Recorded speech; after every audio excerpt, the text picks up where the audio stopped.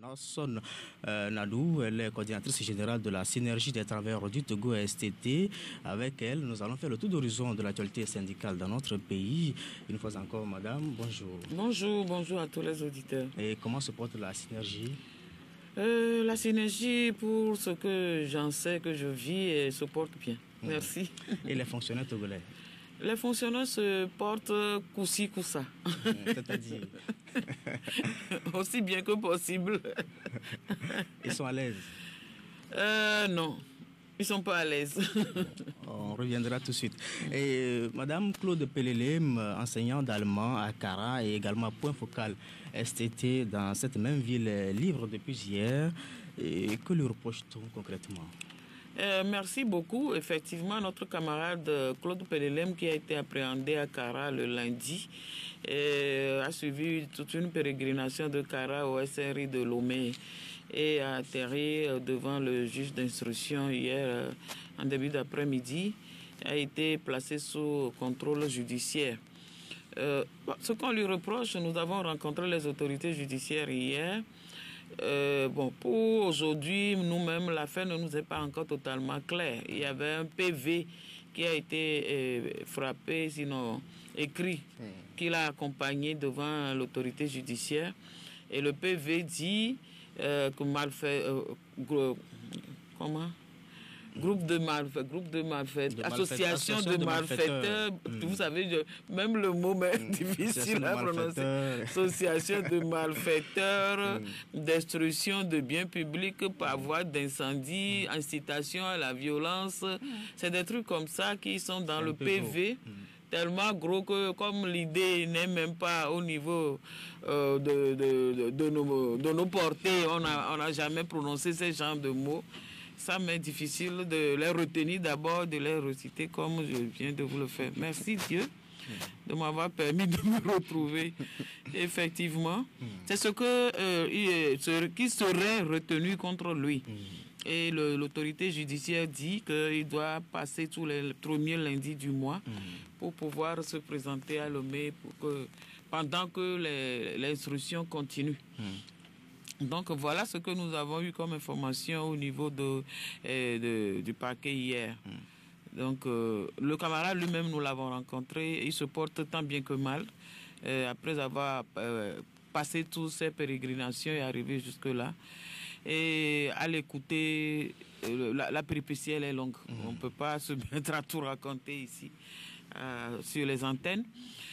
Et ce que nous déplorons, c'est qu'il reste 4 autres camarades dans les geôles de la prison de Kara. Et justement, 3 enseignants, dont un passant dont nous ne connaissons pas le nom. Et ils sont toujours là-bas. Bon, pour le moment, nous avons soumis le problème aux autorités. On va observer la journée, voir ce que ça va donner. Néanmoins, cet après-midi, nous tenons une AG extraordinaire sur la question. Donc au centre communautaire Toko à partir de 15h. Pour que le cas échéant, si nous n'avons aucune information jusqu'à peut-être demain, on puisse définir les actions que nous puissions mener pour que les autres aussi sortent de la prison civile de Kara. Alors Claude Pelelem est-il arrêté parce qu'il est syndicaliste ou carrément parce qu'il a porté atteinte à la sécurité intérieure du pays? Claude Pelelem n'a pas été arrêté parce qu'il était sur un lieu d'un quelconque forfait. On lui avait téléphoné, selon ce qu'il nous a rapporté, quelqu'un lui a téléphoné et lui a demandé où est-ce que tu es, j'aimerais venir te visiter. Et il dit que, bon, moi je suis en train de sortir de ma maison, je ne pourrais pas vous recevoir ici, est-ce qu'on peut se rencontrer quelque part? Et la personne lui donne rendez-vous au lycée où je tombe dès. Donc, il est arrivé là-bas, la personne l'a reconnu et la personne lui a demandé, est-ce que toi tu me reconnais? Il dit non, bon, le visage me dit vaguement quelque chose, mais je ne sais pas précisément. Il dit qu'il est le CB de l'anti-gang de Kara, donc c'est lui qui est venu. Il dit qu'il a pour instruction de l'amener dans leur brigade. Et Claude lui dit, bon, moi j'ai faim, je voudrais manger. Et là, il a accompagné manger quelque part. Ils étaient 2. Il a dit à son deuxième de monter sur la moto de Claude pour aller manger. Donc quand ils sont arrivés là-bas, Claude a mangé. Et c'est pendant qu'il mangeait que Claude a fait signe aux autres camarades que voilà que le CB l'interpelle, qu'il est en train de se rendre avec eux. Donc quand ils sont allés pendant l'audition, c'est pendant l'audition que les camarades sont venus s'attrouper dehors pour l'attendre, pour le soutenir et l'attendre. Et c'est dans cet attroupement qu'on a envoyé les gendarmes lancer des gaz lacrymogènes dans le pour les disperser. Pour les disperser. Et c'est pendant encore ce même dispersement que les autres aussi ont été arrêtés. Donc voilà comment ça a été fait. Donc ce n'est pas que Claude était sur un lieu quelconque, d'un quelconque méfait et on l'a attrapé. Alors madame, comment fonctionne la synergie à l'intérieur du pays? La synergie à l'intérieur du pays fonctionne par points focaux. Nous avons des coordinations régionales et préfectorales. Et à l'intérieur, des coordinations de 7 personnes fonctionnent.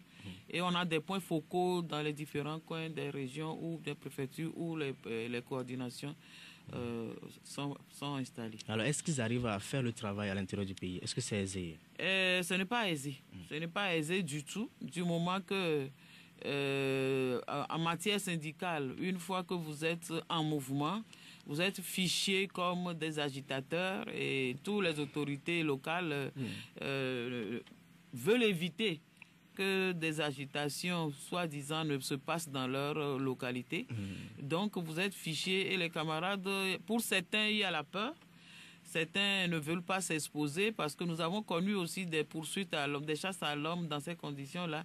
Des gens qui, quand nous étions dans les rues dans les années 2015, qui ont fini par quitter leur foyer, laisser femmes et enfants ou bien les placer quelque part et ne plus déserter leur maison pour avoir été point focal de la STT. Donc ça fait que par endroit, il y a de ces peurs. Mais nous avons toujours des vaillants travailleurs qui tiennent quand même la route. Oui.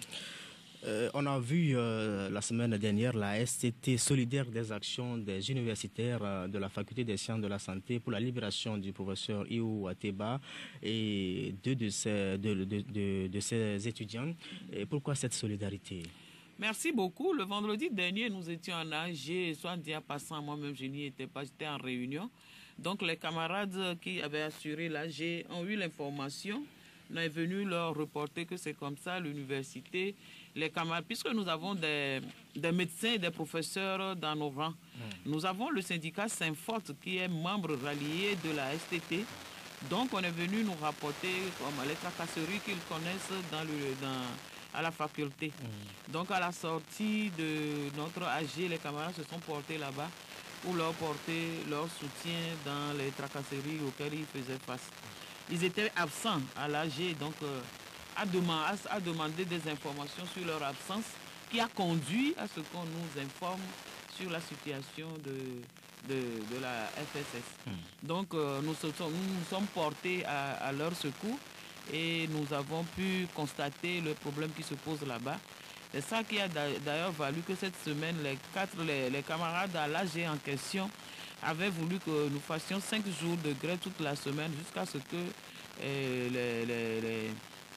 les camarades soient libérés. Donc on avait, pour raison de logistique, nous avons enlevé un jour de la grève que l'AG avait recommandé. Et ça a débuté depuis mardi. Donc dans la foulée, heureusement que le problème de l'université a trouvé un dénouement avec la libération des professeurs et des étudiants qui ont été arrêtés à cette occasion.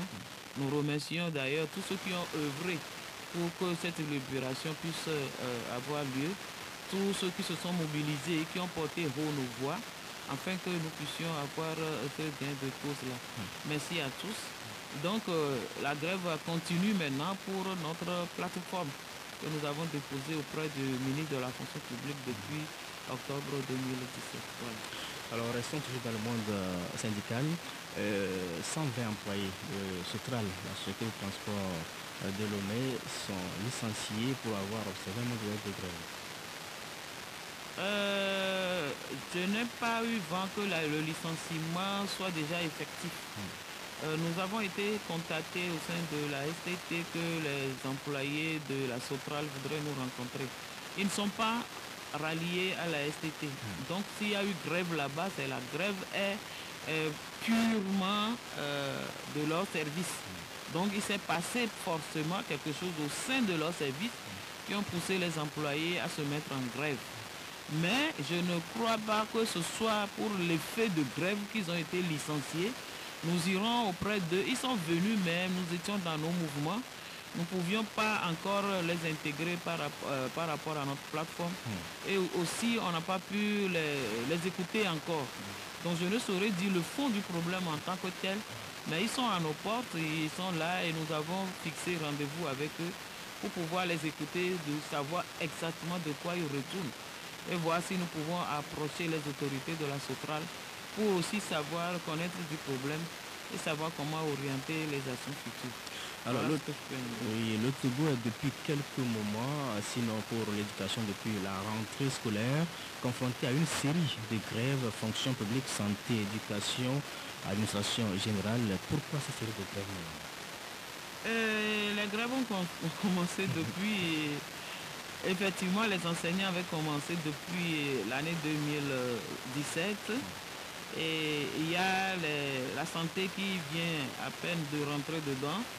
Il y a entre-temps le ministère de la fonction publique qui a rejoint les rangs depuis un certain temps.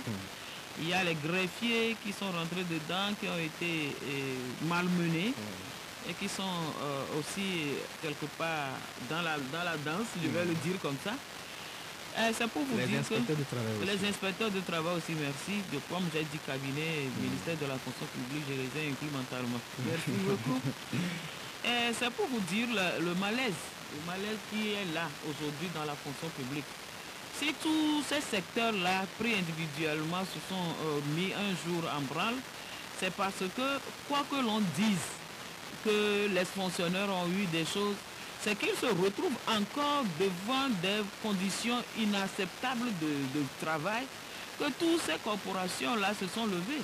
Si vous les approchez, vous allez entendre parler de statut particulier. Et ce système de statut particulier, tous les jours quand on en parle, c'est parce que le statut général lui-même dispose qu'il peut exister des statuts particuliers à l'intérieur du statut général qui puissent définir totalement les obligations, les devoirs et les avantages liés à un corps. Au même moment, on fixe la déontologie, l'éthique et on fixe les règles de fonctionnement de ce corps qui puissent faire de manière à ce que le service qu'il rende à la population puisse répondre aux normes de qualité et qu'il puisse être efficient, qu'il puisse être performant, puisse satisfaire la demande de la population, de l'usager et permettre à ce que l'agent qui est de ce corps puisse observer une carrière dans laquelle il se retrouve totalement en plein épanouissement et qui lui garantisse une évolution normale jusqu'à la fin de sa carrière dont il connaît les tenants et les aboutissants. Ça lui permet alors de savoir si je suis à tel niveau, j'ai droit à ci, j'ai droit à ça. Si je fais bien telle autre chose, j'ai droit à tel mérite, j'ai droit à 100. Pardon. Donc c'est ça qu'on appelle un statut particulier. Donc quand on met tout le monde dans un amalgame donné et qu'il y a des difficultés particulières liées à certains corps qui doivent se dérouler dans le système général, alors que ces difficultés-là ont besoin d'être, comment l'appelle-t-on, accompagnées dans un système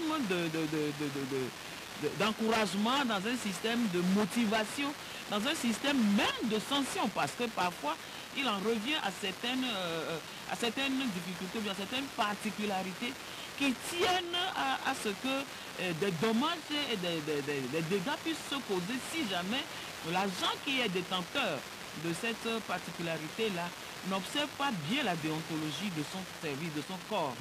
Donc il revient à ce qu'un statut particulier puisse encadrer tous ces éléments pour permettre à ce que l'agent qui est dans le corps-là puisse s'exprimer de manière à rendre l'administration publique vraiment performante et rendre un service public de qualité.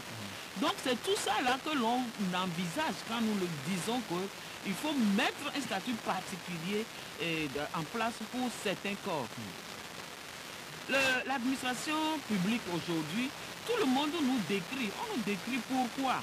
Parce que à la plupart du temps, les camarades qui sont engagés, qui ont été recrutés pour venir faire le service public, la plupart du temps ne savent pas concrètement de quoi retourne le service qu'on leur demande.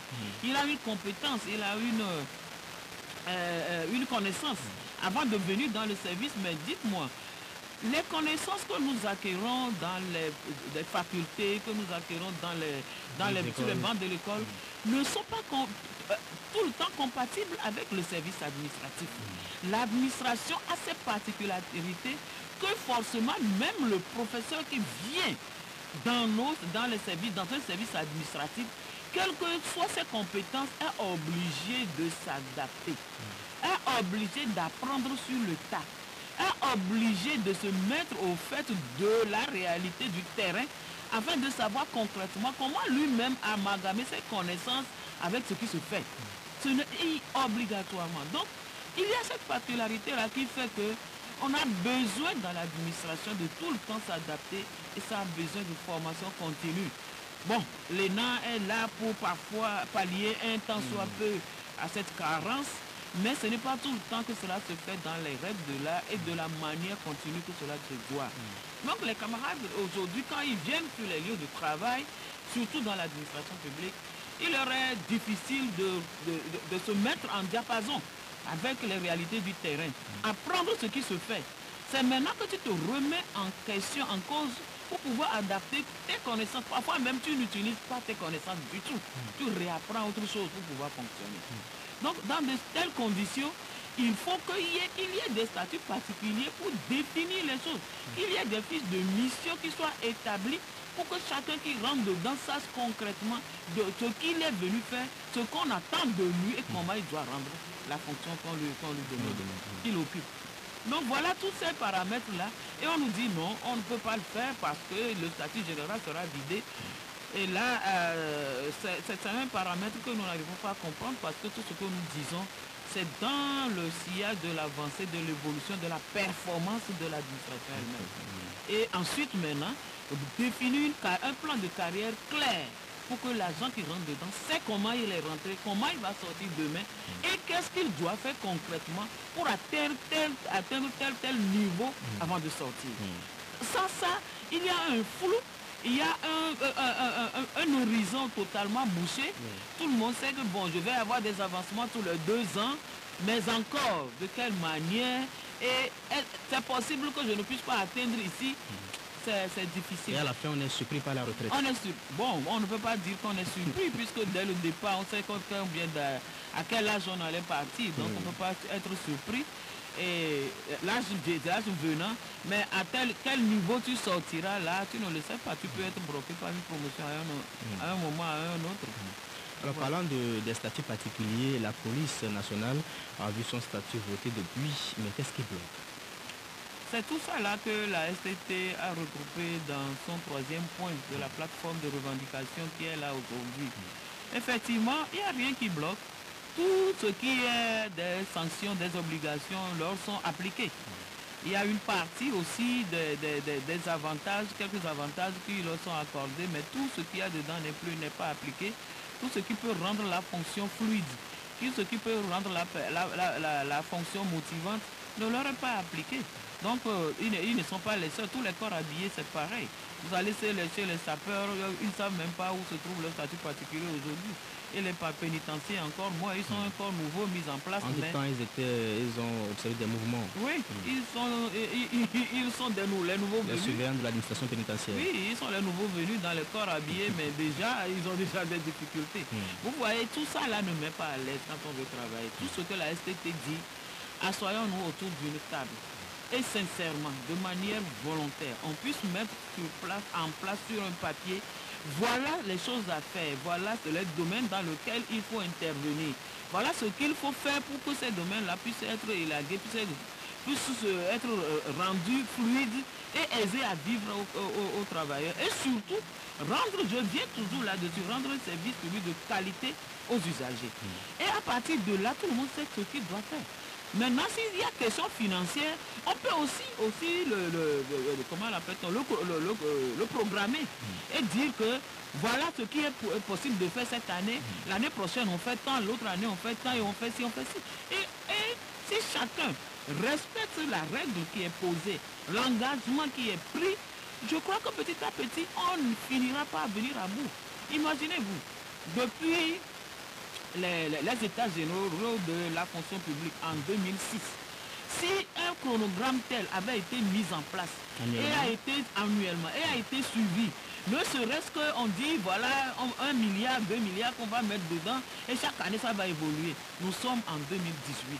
Vous croyez qu'il y aurait des grèves aujourd'hui pour réclamer encore des statuts particuliers dans la fonction publique ou bien même les salaires? À qui la faute alors? Mais je suis désolé, je crois que c'est aux autorités administratives. Je crois que c'est aux autorités. On exprime la volonté juste pour calmer les velléités de revendication et après on revient sur sa position et on ne fait rien. C'est un perpétuel recommencement.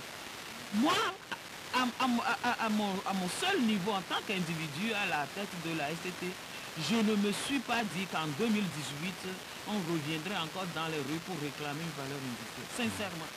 En 2015, quand nous arrêtions, quand je disais à mes collègues, à mes camarades, retournons à la table de négociation pour aller négocier le reste de la plateforme, j'étais totalement sûr que... Vous parlez de reliquat. Voilà, de reliquat de la plateforme, ce que nous disions à l'époque. J'étais totalement sûr que dans une année au moins, nous aurons fini de discuter de ce reliquat.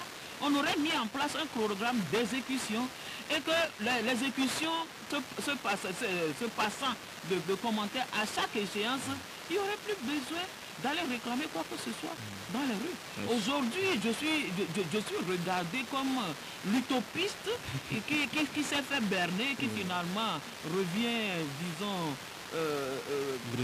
bredouille, la gueule enfarinée et sans rien à dire aux gens. Vous voyez, c'est ça le drame de notre pays. Aujourd'hui, les gens s'étonnent pourquoi madame, lorsqu'on retourne dans les rues, mais c'est ça, je n'ai pas de réponse à donner aux camarades. Les gens à qui j'ai promis, si on va à la table, on trouvera solution, vaut mieux qu'on y aille, vaut mieux qu'on y aille. Je n'ai pas de résultat à leur donner. Après 3 ans, vous pouvez imaginer ça? Alors madame, quel est le reliquat qui reste à évacuer? Le reliquat qui restait de notre plateforme, c'était la question de la valeur indiciaire, la question de l'indemnité de départ à la retraite et de l'appurement de son reliquat aux retraités, la question de l'harmonisation de l'âge de départ à la retraite, la question des indemnités de transport et des allocations familiales qui étaient sur la plateforme. Bon, la plupart de puisque en 2016, quand nous avons fait le service public de qualité, la tournée de toute l'administration, nous avons relevé tous les dysfonctionnements que les camarades ont bien voulu nous soumettre. Et tant bien, autant sur la question des motivations, sur la question liée aux agents, que sur la question structurelle, la question du matériel de travail, du conditionnement même de travail, les conditions de travail dans les bureaux, comment ils sont, comment on les a placés dans les bureaux, comment les bureaux sont, quelles sont les fonctionnalités qui existent sur les bureaux, les salles, et tout ça là. Donc nous avons fait tout un cahier de doléances avec des exposés de motifs. Pour expliquer pourquoi nous voulons que telle chose soit faite. Et même faire des suggestions par rapport à comment on peut résoudre ces problèmes-là que nous avons soumis au ministre de la fonction publique depuis l'époque. Bon, une partie, à une AG, les camarades avaient dit que bon, les points soulevés dans le cahier là étaient trop nombreux pour qu'on puisse les embrasser en même temps, en un seul bloc. Donc de faire un tri sur un certain nombre qui puisse être déposé. C'est ce que nous avons fait. On a trié 25 points dedans qu'on a encore remis en exergue, en plus du cahier. Et ces 25 points ont fait l'objet d'une plateforme commune avec celle déposée par les autres centrales syndicales. Et c'est autour de ça aussi qu'on a commencé à discuter. Ça fait 2 ans. Et à chaque discussion, on n'a aucun résultat concret qu'on puisse aller reporter aux camarades en disant voilà, nous avons discuté, voilà ce qui en est ressorti, voilà désormais comment cette chose ou celle autre pourra être exécutée ou bien résolue. On n'a rien du tout. Donc, quand nous sommes allés en AG en septembre, les camarades ont demandé les résultats, qu'est-ce que nous avons pu obtenir de tout ce qu'on a déposé jusque-là. On n'avait pas de réponse à leur donner. Et c'est ça qui a valu qu'ils demandent que sur tous les 25 points encore, qu'on replace 2 ou 3 points seulement pour aller de manière pointue là-dessus, demander qu'on nous résolve les 2 points, les 3 points là, et pour qu'on puisse continuer à discuter encore les autres sur la table de discussion. Puisque discussion, il doit y avoir, qu'on continue avec les autres et que les 3 points là soient résolus. C'est ça aussi que nous avons déposé depuis octobre jusqu'à aujourd'hui, on n'a pas de solution. Alors, dans les médias, qu'est-ce qui est faisable? Qu'est-ce qui est urgent? Dans l'immédiat, c'est la valeur indiciaire, c'est l'indemnité de départ à la retraite et c'est les statuts. Les statuts particuliers, je veux dire, les statuts particuliers parce que les secteurs sont en branche pour cela. Alors, madame, sur la question de la valeur indiciaire, on parle d'utopie au niveau du gouvernement. Merci beaucoup, j'ai déjà entendu ce mot. Ben, ça ne m'a pas été dit directement que c'est utopiste. On a dit qu'on viendrait s'asseoir autour. C'est sur les médias que j'entends le mot utopiste. Je ne saurais le dire, je ne saurais même commenter ce mot, puisque le ministre qui a prononcé ce mot sur les médias, à moi, il a dit qu'on s'asserait et qu'on discuterait de la valeur indiciaire. Donc j'attends qu'on aille à la table et si le mot utopiste sortait, je saurais alors le jour là quoi répondre. Alors sur l'indemnité de départ à la retraite, il semble que c'est impossible, ce que vous demandez. Indemnité de départ à la retraite est impossible. Pourquoi est-ce que c'est impossible? Il semble que l'État n'a pas les moyens. L'État n'a pas les moyens. Vous savez, il y a un très grand économiste qui dit que quand tu es pauvre et que tous les jours tu te dis que tu es pauvre, que tu ne pourras rien faire, de toute ta vie tu demeureras pauvre, tu ne pourras jamais rien faire. Quand on veut sortir de sa pauvreté, quand on veut réaliser des choses pour passer une meilleure vie que celle qu'on vit, il faut toujours se demander comment je vais pouvoir faire cette chose. Et quand on se pose la question du comment, forcément que les idées viennent. Et en toute lucidité, on enlève les idées qui ne nous avantagent pas. On finit par retenir 1, 2, 3 idées qui, dans tous les cas, en un plan A, plan B, plan C, finit par vous aider à résoudre le problème. Donc moi, je dirais simplement à tous ceux qui nous disent que c'est utopiste, qu'on n'a pas les moyens, de s'asseoir et qu'on se dise ensemble comment. De s'asseoir et qu'on se dise ensemble comment. Et forcément dans le comment. Comme chaque être humain, on finira par trouver les idées pour y arriver. Alors Madame Nadou Lawson Olukunle, nous marquons la pause et tout juste après le retour, nous parlerons du groupe de travail mis en place par le gouvernement, du CNDS et également de vos actions futures. Merci. Audi Actu sur Radio Victoire. Actualité, débat, intervention par téléphone. C'est tous les jours à partir de 7h. Sur la fréquence magique, la 87.3 FM. Audi Actu. Retour en studio avec notre invitée, Madame Nadou Lawson Olukunle, elle est la coordinatrice générale de la STT, la Synergie des travailleurs du Togo. Madame, le groupe du travail sur l'éducation mis en place par le chef du gouvernement, commissaire Classou, devrait signer son protocole d'accord le 9 mars dernier, mais rien. Qu'est-ce qui s'est passé? Merci beaucoup. Effectivement, le groupe de travail s'est rendu, comme d'habitude, dans sa séance de travail le jour-là, mais nous n'avons pas fini de finaliser totalement le projet de protocole d'accord. Donc on a discuté sur les points, mais en définitive, ça n'a pas pu être adopté parce qu'il y avait des points qui achoppaient, il y a aussi des ajouts, des amendements qu'on en avait fait. Donc ça nécessitait encore que l'on retourne lui porter d'autres... Je n'ose pas dire le mot un toilettage pour que le mettre en forme pour qu'on puisse l'adopter. Donc c'est depuis que nous n'avons plus eu d'autres séances. Mais Nous avons quand même continué d'avoir des réunions informelles pour consulter les uns et les autres parce qu'il y a certains points qui achoppaient. On voudrait aplanir tous les points de vue afin qu'au moment de la signature, il n'y ait pas de réticence et qu'il n'y ait pas de récrimination après et que cela soit facile à appliquer. C'est tout cela qui fait qu'on fait des réunions informelles autour. On n'a pas encore adopté le projet final. Voilà. Donc, dans les prochaines heures ou prochains jours? Normalement, aujourd'hui, jeudi, c'est les jeudis après-midi et les vendredis matin que nous travaillons. Et hier, nous avons été reçus par le Premier ministre toujours autour des travaux. Et j'espère que cet après-midi, on va avoir la séance pour continuer. Donc, et voilà, c'est les points qui sont à l'intérieur qui font l'objet de négociations encore parallèles pour qu'on puisse s'accorder en fait sur tout ce qui est mis. Alors madame, parlons d'accord. Au Tchad, le gouvernement avait suspendu les salaires de ses fonctionnaires pour cause de manque de moyens. Mais ce matin, à la surprise générale, les salaires sont remis à leur place avec 40% de plus.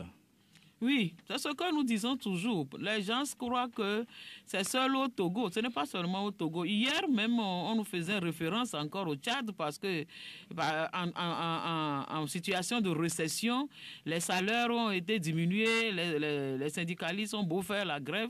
Mais ce matin, heureusement que l'horizon syndical s'est éclairci. Et le dieu du syndicalisme s'est manifesté au Tchad. Il est puissant. Et il est très puissant. Et ils ont eu gain de cause. 40%, vous imaginez ce que cela ferait sur le salaire du Togolais. 40%, quand on nous dit que doublement de la valeur du siècle, comme vous l'avez dit tout à l'heure, quel mot déjà? Utopiste. Voilà, au Tchad, la seule ressource qu'ils ont, c'est le pétrole qui se vend très mal maintenant. Et le gouvernement est allé jusqu'à diminuer les salaires, enlever les primes, diminuer le salaire pour pouvoir rentrer dans l'enveloppe budgétaire. Mais vous imaginez, avec 5 semaines de grève, ils ont fini par avoir gain de cause, 40%. Non seulement le salaire est rétabli, ils ont eu 40% de plus. Le gouvernement parle de faire des coupures dans les autres dépenses de l'État afin qu'on puisse assurer l'enveloppe que cela doit donner. Et c'est ça qui fait que nous, les syndicalistes, nous sommes vraiment, comment je dirais, très tristes, très frustrés. Au Togo. Parce que au Togo et puis dans le monde entier. Parce que est-ce qu'on a besoin de faire 5 semaines de grève pour en arriver à ça? Est-ce qu'on a besoin de faire 5 semaines de grève? Peut-être qu'entre-temps, le Tchad a eu des subventions. Regardez tout ce qu'on a perdu en 5 semaines de grève sur l'économie qui ne marchait plus.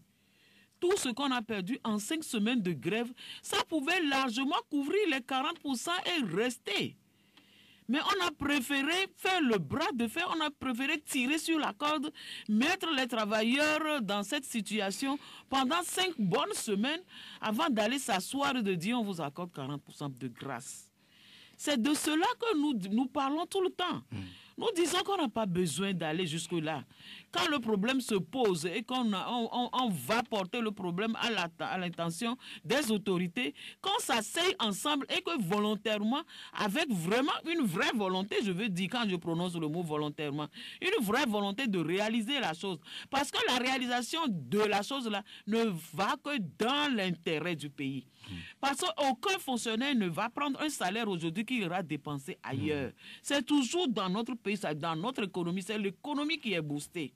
Aucun travailleur ne va prendre son salaire et aller rester à la maison. Il reviendra encore faire plus sur son lieu de travail.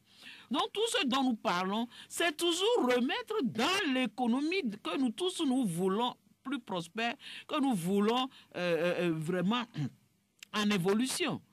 Alors pourquoi tant qu'un pan de cette économie demande à ce que l'on ajoute un plus à sa potentialité, à ses capacités, on rechigne, on dit qu'il n'y a pas l'argent. L'argent est forcément obligé de rentrer dans cette économie-là pour produire plus.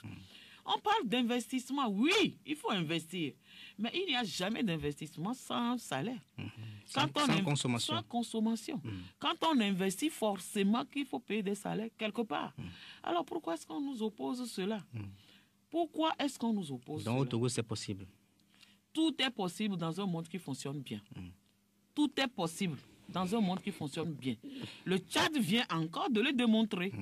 Le Tchad vient de le démontrer que quand on se met et qu'on réfléchit sérieusement, on met la volonté, on veut réellement agir sur la chose, vous allez voir, le Tchad est en récession. Avec 40%, vous allez voir comment leur économie sera à la fin de l'année. Vous voyez? Alors que pendant tout ce temps, on a puni les gens, on a gaspillé des ressources de l'État parce qu'on n'a pas fonctionné pendant 5 semaines pour en arriver à ce résultat. De grâce, nous appelons à nos autorités afin qu'on s'asseye ensemble, qu'on trouve la solution. Merci. Alors, madame, au Togo, notre pays vit une crise politique marquée par des tensions entre le parti au pouvoir et l'opposition. Au même moment, vous faites vos grèves. Est-ce qu'il n'y a pas là des récupérations politiques? On nous a brandi cela dès le départ, quand nous avons déposé le préavis de grève, que c'est l'opposition qui a demandé à la STT d'aller faire grève. En 2013, on a dit que c'est l'opposition qui nous a demandé. En 2014, on a dit que c'est l'opposition qui nous a demandé. En 2015, on a dit que c'est l'opposition qui nous a demandé. Parce qu'il y avait des élections, comment l'appelle-t-on? Législatives, présidentielles, que donc c'est l'opposition. Cette année, l'opposition, on n'a pas des élections parce que l'opposition fait des mouvements, c'est l'opposition qui nous... Est-ce qu'il y aura une année où on va faire des revendications où ce ne sera pas l'opposition? Et quand vous allez même dans les autres pays, c'est pareil. Le politicien, quand tu vas vers lui, surtout le gouvernant, quand tu vas vers lui pour faire des réclamations, forcément que c'est son adversaire qui t'a demandé de venir le déranger. C'est l'argument idéal pour pouvoir se débarrasser des revendications syndicales. Nous, à la STT, ça ne nous dit plus rien. Et je sais aussi que tous les Togolais qui connaissent l'histoire du Togo savent que cette façon de taxer les syndicalistes de politiciens, ça ne veut rien dire. C'est juste un habit qu'on veut leur mettre sur le dos pour ne pas regarder de près les doléances qu'elles portent. On parle de caisse de résonance des partis politiques. Il semble que certains de la STT émargent sur les listes des partis politiques. C'est ce qu'un ministre aurait dit. Je défie quiconque au Togo ici. Je le dis publiquement, je défie quiconque au Togo ici de m'apporter une liste d'un parti politique dans lequel on trouve le nom de Lossonolu Koulenadou. Je défie quiconque. Peut-être certains de vos membres. Les membres sont libres. Moi-même, je suis libre. J'ai refusé sciemment. Je l'ai fait pertinemment. Depuis que je suis syndicaliste, je me suis refusé d'adhérer au parti politique. Je me suis refusé de le faire. Et si les camarades sont dans des partis politiques, sont leurs droits. Est-ce qu'on a écrit dans la Constitution que si quelqu'un est syndicaliste, il ne doit pas être politicien? Est-ce que c'est écrit quelque part? Je vous en prie. Qu'on nous oppose ce qui est opposable. Qu'on nous oppose ce qui est interdit dans notre pays. Est-ce que c'est interdit? Ce n'est écrit dans aucune de nos règles fondamentales qu'on ne doit pas être syndicaliste et politicien, sinon émarger sur les listes d'un parti. Est-ce que les partis ont besoin de nous pour voter? S'ils ont besoin de nous pour voter, pourquoi est-ce qu'on ne dirait pas notre opinion? Je vous en prie. Alors, ça, là, comme je l'ai dit tout à l'heure, c'est des arguments pour freiner l'élan des syndicalistes. Pour freiner les élans des syndicalistes. Alors fouillez dans les syndicalistes de toutes les autres organisations, si vous n'allez pas trouver des gens qui émargent sur les listes des partis. Moi, personnellement, à mon seul niveau, j'ai refusé, je sais pourquoi. C'est tout. Il n'est interdit à aucun citoyen, à aucun syndicaliste d'émarger sur une liste des partis. Alors justement, madame, le dialogue est suspendu, le dialogue politique, j'allais dire. Et quelles sont vos attentes de ce dialogue politique entre les acteurs? Nous l'avons dit dans notre déclaration commune que nous avons fait avec une partie des autres centrales syndicales. Ce que nous attendons de nos chers politiciens cette fois-ci, je vous en prie, que ce dialogue-là, le 27e dialogue que les Togolais font, que les Togolais s'asseyent encore, se regarder les yeux dans les yeux et se dire des choses écrites sur un papier, que cela soit le dernier. nous sommes fatigués. Que les politiciens soient de gouvernement ou bien de l'opposition, nous les syndicalistes, nous leur disons que nous sommes fatigués. Qu'ils nous trouvent la solution, parce que dans tout ce qui se passe aujourd'hui, il n'y a qu'une seule solution de valable pour le Togolais. Laquelle? Certes, je ne la dis pas, eux-mêmes vont le trouver. Il n'y a qu'une seule solution de valable pour nous tous. Pour que notre société puisse continuer de vivre en harmonie et aller de l'avant. Qu'ils nous la trouvent. Que cette solution-là, qu'ils viennent l'appliquer. Pour qu'ensemble, enfin, le Togo se sorte de cette ornière de plus de 50 d'années dans laquelle nous nous engouffrons et qui met vraiment de la frustration dans le cœur, qui ne nous épanouit pas. Et qui surtout nous éloigne toujours de ce que notre hymne national a dit. Tant qu'on ne reviendra pas sur les termes de notre hymne national, tant que les politiciens ne se mettront pas à table, ils mettront notre hymne national devant eux. Dire qu'est-ce que les ancêtres, les aïeux nous avaient dit dès le départ. Qu'est-ce que nous devons faire pour que notre Togo soit l'ordre de l'humanité? Et qu'on en revienne à ça, on sera toujours là. Qu'ils nous trouve la solution, de grâce.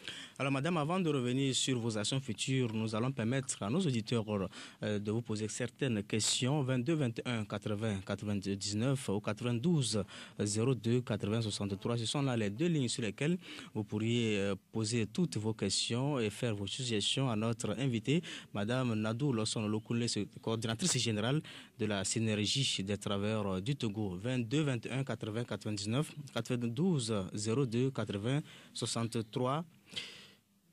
Alors, madame, quelles sont vos actions futures? Nous, actuellement, nous sommes toujours dans les mouvements de grève. On attend qu'on nous appelle à la table de discussion pour qu'on discute, on parle ensemble des contours de doublement de la valeur indiciaire, de la restauration de l'indemnité de départ à la retraite et des statuts que les secteurs sont en train de réclamer. Cet après-midi, à partir de 15h, au centre communautaire de Tokoin, nous allons faire encore une AG extraordinaire que nous plaçons dans le sens de la stratégie à trouver pour que les camarades de Kara qui sont en prison, dont je n'ai pas encore eu les nouvelles s'ils ont été libérés ce matin encore, donc nous puissions trouver les stratégies à mettre en place pour qu'on les sorte de la prison. Et ensuite, on fera le point de la grève et les résultats qui sont à notre niveau, que nous avons pu obtenir. Et nous ferons alors aussi les stratégies. Nous allons mettre en place les stratégies pour les jours à venir. Alors, est-ce que la grève est bien suivie au niveau de l'administration générale? On a comme l'impression que c'est les deux secteurs, la santé et l'éducation, qui observent plus vos mots d'ordre de grève. Et ce que vous dites là, ça date déjà de 3 semaines. Effectivement, au départ, l'administration publique, l'administration générale n'a pas suivi, puisque le point qui nous est fait, c'était 10%. Mais la semaine qui a suivi, c'est monté à 40%. Bon, pour cette semaine, je n'ai pas encore le point ce matin du nombre, du pourcentage. Alors, madame, on va prendre le premier intervenant. Oui. Bonjour, monsieur. Allô, bonjour. Bonjour. Bonjour, monsieur. Oui, comment allez-vous? Ça va bien. Je le nom, s'il vous plaît. L'émission. Oui, votre nom, s'il vous plaît. Je m'appelle Gilles. Oui, allez, Gilles. Ouais. Allez-y. Je voulais juste présenter une félicitations à Losson Nadou. Oui. Et lui dire seulement d'avoir toujours ce courage et que nous sommes derrière elle. Nous irons jusqu'à la victoire. Merci. Merci à vous, Gilles. Très bonne journée. Madame, voilà là un mot de félicitations à votre endroit. Merci beaucoup à M. Gilles. Peut-être que c'est un camarade. Merci de votre soutien. Merci à tous ceux qui sont dans le même soutien. On va prendre le second intervenant. Bonjour. Allô, bonjour. Oui, votre nom, s'il vous plaît. C'est Bozambo depuis Scapou. Oui, Bozambo. Oui. Allez-y. Ok, j'aimerais poser quelques questions à papa. Oui. Et vous avez en train de faire quelque chose pour le peuple. D'autres croient que vous avez en train de faire la politique. Vous voulez que le Togo soit le meilleur de la sous-région. Et c'est ça que vous avez en train de demander. Et d'autres personnes croient que vous avez en train de faire la politique. Si vous faites ça et d'autres, votre collègue aussi vous croit que c'est la politique que vous avez en train de faire. Si les biens tombent, je crois que c'est les fonds qui reçoivent le premièrement. Et tout le monde sait qu'il y avait quelque chose dans l'assiette. Donc je crois que les forces armées aussi vous soutiennent. Mais ce que moi je vais dire par rapport à vous, donc si au moment que vous avez lancé la grève comme ça, donc dit aux parents d'élèves que les enfants n'ont qu'à rester à la maison, que personne ne sort pas dans la rue. Parce que ce que j'ai vu hier, les soldats sont prêts pour tirer les enfants. S'ils ont tiré, ils diront qu'ils ont tiré à l'air et le balai est tombé sur nos enfants. Donc je prie pour vous et je mets votre bras en haut. Donc continuez la lutte. Ne faut pas laisser en route en disant que après ça.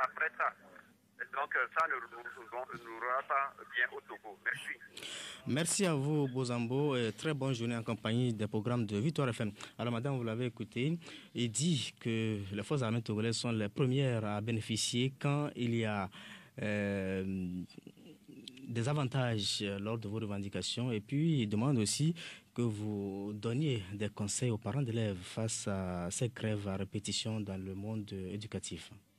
Merci beaucoup. Je vais porter la suggestion à l'AG cet après-midi et on verra quelle stratégie adopter pour que les parents d'élèves puissent prendre soin de leurs enfants pendant les jours de grève.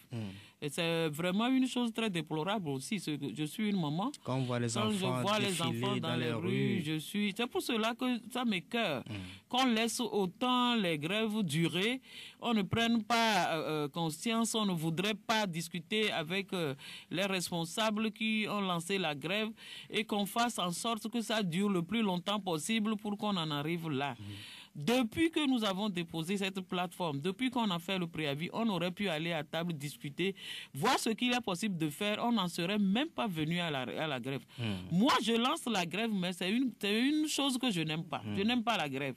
Pour la simple raison que je suis financière et je sais le dégât que peut causer une grève dans une nation. Ce qu'on perd chaque jour dans une économie. Mais tous les efforts que j'ai faits pour qu'on puisse arriver à aller discuter de nos revendications calmement n'ont pas porté d'effet. On a fini par donner raison à ceux-là qui disent qu'on ne peut rien obtenir au Togo que par la grève.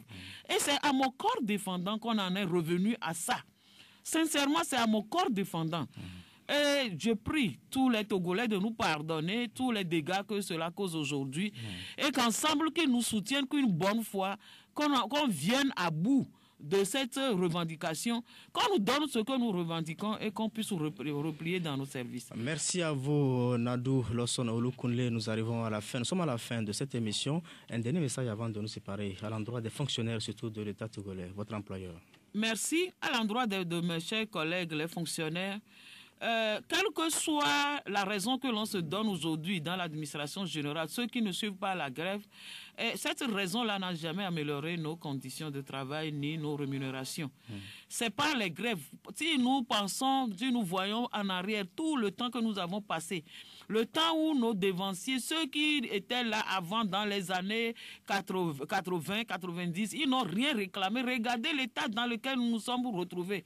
On s'est retrouvés jusqu'à avoir des suspensions d'effets financiers sur des avancements sur nos salaires pendant près de 14 ans durant. Et on ne nous a rien donné. Nous sommes restés dans cette pauvreté, cette précarité, à tirer le diable par la queue. Regardez nos anciens, ceux-là qui sont partis à la retraite aujourd'hui, dans quelles conditions ils vivent.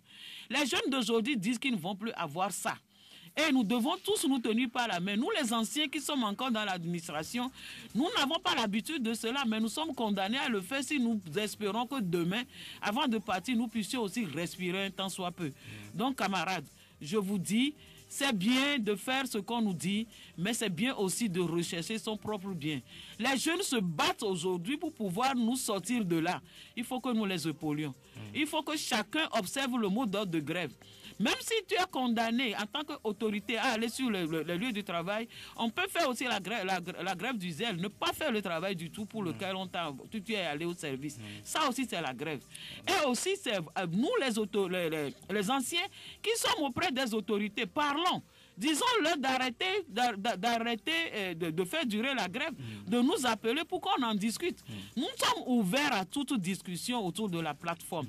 Et cette plateforme, je le dis encore une fois, ça rejaillit dans tous les foyers togolais, même ceux qui ne sont pas concernés à prime abord.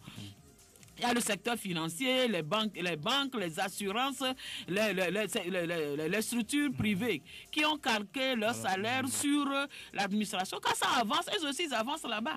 Donc ça veut dire que c'est une revendication qui booste toute l'économie, qui va dans tous les compartiments de l'économie. Si nous voulons que demain, notre évolution, l'évolution de l'économie, la croissance économique puisse être réelle, que ça ne soit pas seulement sur le papier comme on l'a vu les 5 dernières années, que ça soit réellement dans les foyers. C'est la seule manière que nous avons de l'obtenir. C'est quand ça rejaillit sur les salaires, c'est quand ça rejaillit sur les revenus à la maison, le panier de la ménagère, que l'on a vraiment une croissance économique qui est partagée par tous. Donc c'est une lutte que nous menons. C'est dans l'intérêt de toute la population togolaise. Quel que soit l'endroit où nous nous trouvons, quel que soit le secteur. Même si c'est toi qui vends au bord de la route, si nous avons de l'argent, si le privé a de l'argent, si les autres ont de l'argent, on vient acheter chez toi. À l'endroit du gouvernement, votre employeur... À l'endroit du gouvernement, nous restons toujours ouverts. La grève n'a pas besoin de durer un siècle. On n'a pas besoin d'utiliser la grève pour encore détruire l'économie avant de réagir comme le Tchad. S'il vous plaît, allons à table de négociation. Merci. Merci à vous, Madame Nadou Lawson Olokoulé, coordinatrice générale de la Synergie des travailleurs du Togo, d'être passée dans cette émission d'IATU de ce jeudi 15 mars 2018 sur Victoire FM. Merci également à Askoul derrière la baie vitrée pour la mise en onde, de réalisation Jida Sadjakoto et Vidjarko Kofi Anani. On dit merci à notre ami de la Gazette du Togo. Et tout juste à 9h, retrouvez Jacob Ahama et Ernestine Akogo pour la version EV.